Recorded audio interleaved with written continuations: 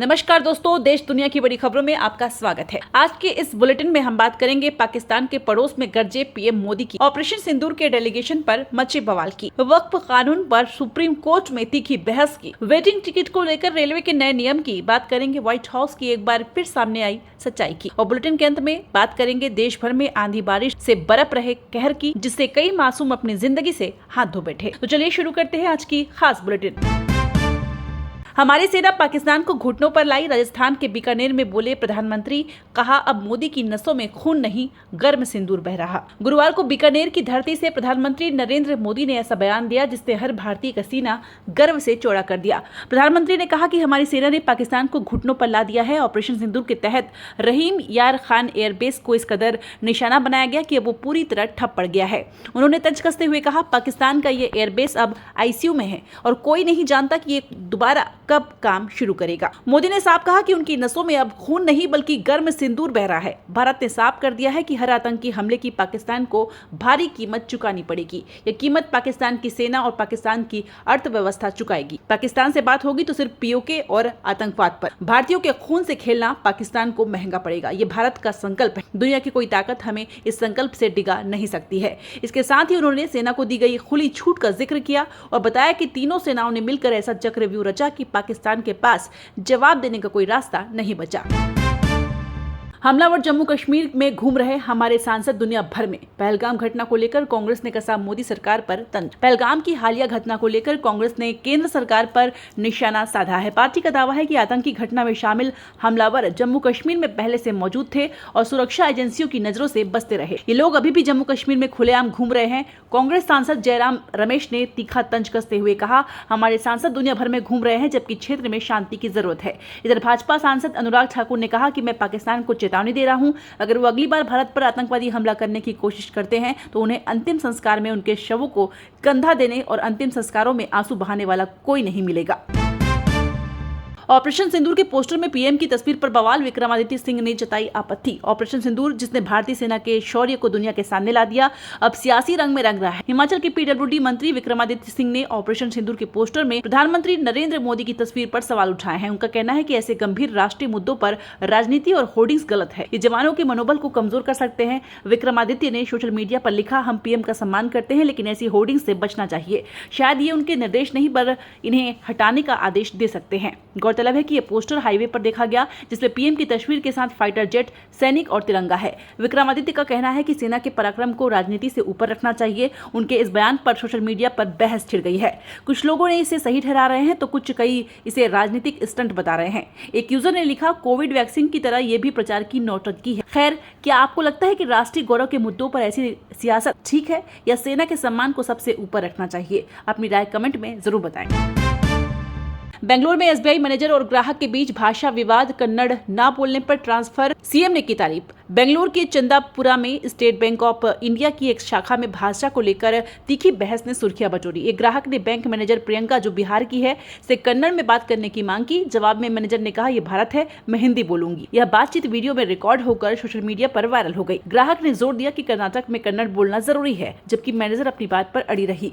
इस घटना ने हिंदी बनाम कन्नड़ की पुरानी बहस को फिर से हवा दी। सोशल मीडिया पर लोग दो धड़ों में बट गए। कुछ ने मैनेजर का समर्थन किया तो कुछ ने इसे कन्नड़ संस्कृति का अपमान बताया है। विवाद बढ़ने पर एसबीआई ने त्वरित कार्रवाई की और मैनेजर का ट्रांसफर कर दिया। वहीं कर्नाटक के मुख्यमंत्री सिद्धारमैया ने इस कदम की सराहना की और एक्स पर लिखा, मैनेजर का व्यवहार निंदनीय था, एसबीआई की कार्रवाई सराहनीय है। साथ ही उन्होंने बैंकों से स्थानीय भाषा में सेवा देने की अपील भी की।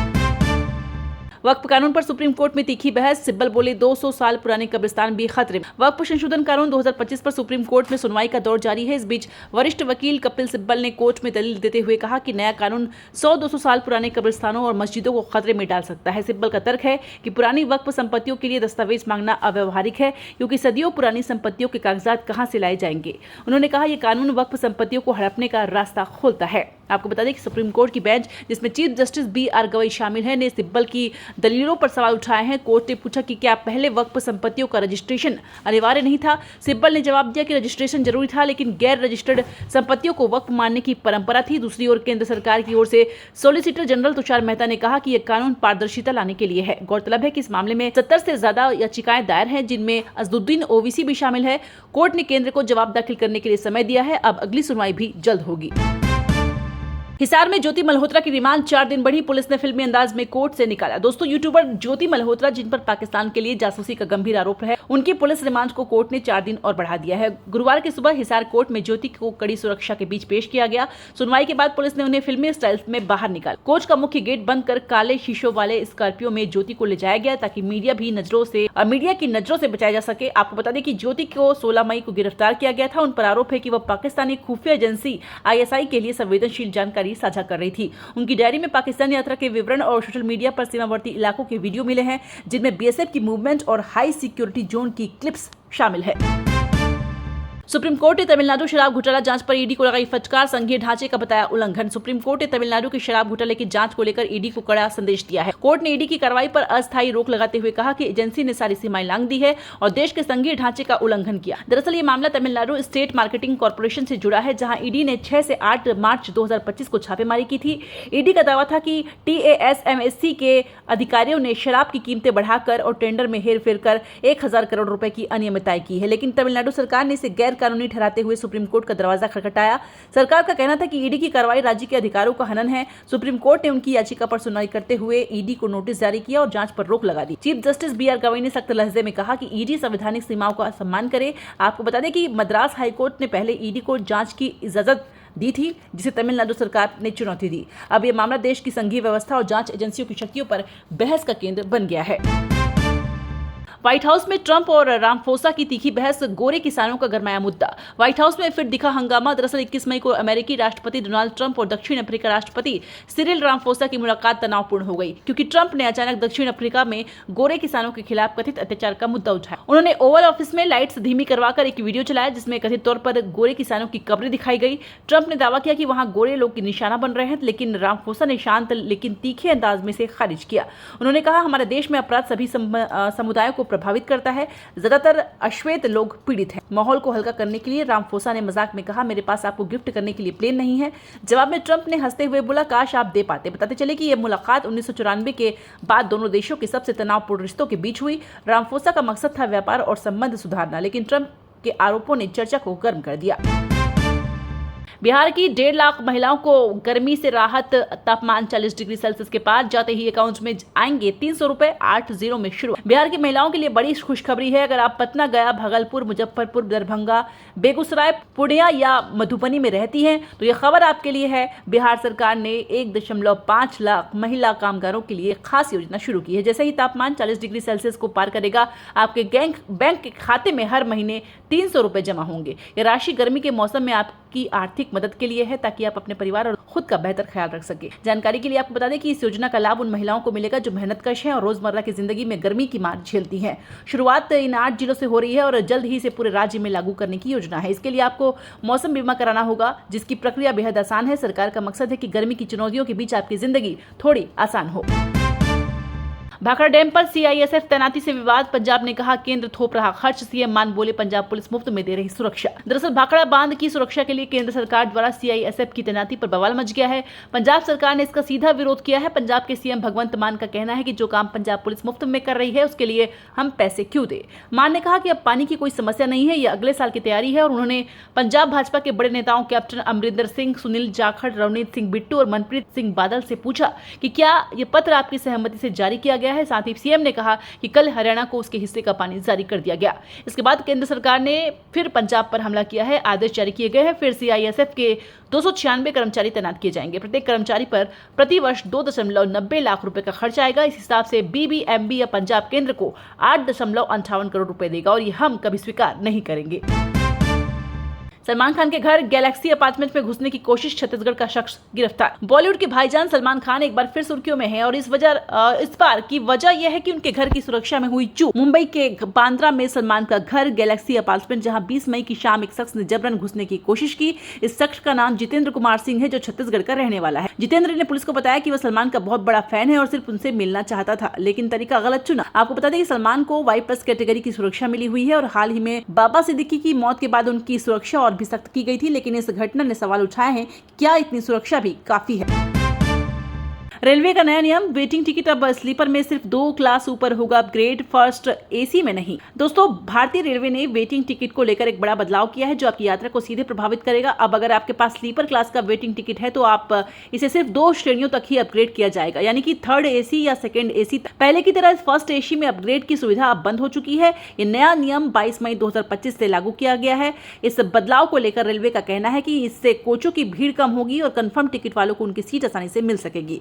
साथ ही टिकट अपग्रेडेशन की पारदर्शिता और बनाने की कोशिश है, लेकिन ध्यान दें, अगर आप वेटिंग टिकट के साथ स्लीपर या AC कोच में यात्रा करते पाए गए तो TTE आपको जनरल कोच में भेज सकता है या 250 रुपए तक का जुर्माना भी लग सकता है। तो अगली बार यात्रा की प्लानिंग करते वक्त इन नियमों को जरूर ध्यान रखें। कंफर्म टिकट बुक करने की कोशिश करें ताकि आपकी यात्रा आरामदायक और परेशानी मुक्त रहे।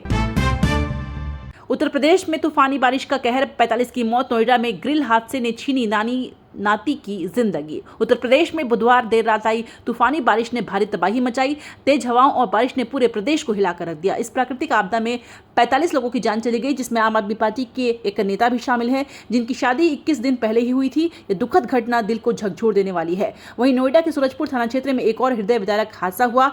मिक्सन अल्टीमो सोसाइटी में 50 वर्षीय सुनीता अपने 2 साल के नाती के साथ पार्क से लौट रही थी, तभी 21वीं मंजिल से एक भारी ग्रिल नीचे गिरी, जिसने सुनीता की जिंदगी छीन ली। उनका नाती भी गंभीर रूप से घायल हुआ और अस्पताल में उसने दम तोड़ दिया।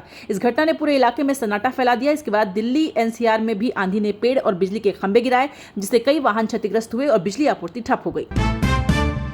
इंग्लैंड दौरे के लिए भारतीय अंडर-19 टीम का ऐलान, वैभव सूर्यवंशी और आयुष महात्रे चमके। भारतीय क्रिकेट का भविष्य एक बार फिर चमकने को तैयार है। BCCI ने इंग्लैंड दौरे के लिए अंडर-19 टीम का ऐलान कर दिया है और इस बार सुर्खियों में है 14 साल के विस्फोटक बल्लेबाज वैभव सूर्यवंशी और कप्तान आयुष महात्रे। ये दौरा 24 जून से 23 जुलाई तक होगा, जिसमें टीम एक वार्म अप मैच, 5 वनडे और 2 मल्टी-डे मैच खेलेगी। आपको बता दें कि वैभव सूर्यवंशी, जिन्होंने IPL 2025 में राजस्थान रॉयल्स के लिए सिर्फ 35 गेंदों में शतक जड़कर तहलका मचा दिया, अब अंडर-19 टीम में अपनी प्रतिभा दिखाएंगे। 7 मैचों में 252 रन और 206.55 की स्ट्राइक रेट के साथ वैभव ने सबका दिल जीत लिया। दूसरी ओर 17 साल के आयुष मात्रे, जो चेन्नई सुपर किंग्स के लिए खेले, अब कप्तानी की जिम्मेदारी संभालेंगे। आयुष ने 6 मैचों में 206 रन बनाए, जिसमें 94 रनों की शानदार पारी शामिल है।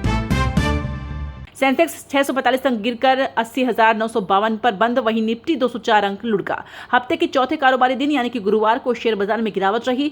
सेंसेक्स 645 अंक गिरकर 80,952 के स्तर पर बंद हुआ, तो वहीं निफ्टी 204 अंक की गिरावट के साथ 24,610 के स्तर पर बंद हुआ। आपको बता दें कि सेंसेक्स के 30 शेयरों में 27 में गिरावट रही। M&M टेक, महिंद्रा और बजाज फिनसर्व 2.5% तक गिरे हैं। अल्ट्राटेक, सीमेंट, एयरटेल और इंडसइंड बैंक में मामूली तेजी रही। वहीं निफ्टी के 50 शेयरों में से 39 गिरकर बंद हुए। NSE के ऑटो, IT, बैंकिंग और FMCG में 1.5% तक की गिरावट रही। अकेले मीडिया 1.11% ऊपर बंद हुआ। तो दोस्तों, हमें उम्मीद है कि ये बुलेटिन आपको पसंद आई होगी। आपकी राय हमारे लिए कीमती है, तो कमेंट में जरूर बताएं कि कौन सी खबर ने आपको सबसे ज्यादा प्रभावित किया। ऐसे ही धमाकेदार अपडेट्स के लिए हमारे चैनल को जरूर सब्सक्राइब करें और बेल आइकन को दबाएं, ताकि हर नई वीडियो का नोटिफिकेशन आपको तुरंत मिल सके। अगले बुलेटिन तक के लिए खुद का ख्याल रखें और अपने दोस्तों के साथ इस वीडियो को शेयर करना ना भूलें। मिलते हैं जल्द ही, तब तक के लिए ढेर सारी शुभकामनाओं के साथ। जय हिंद, जय भारत।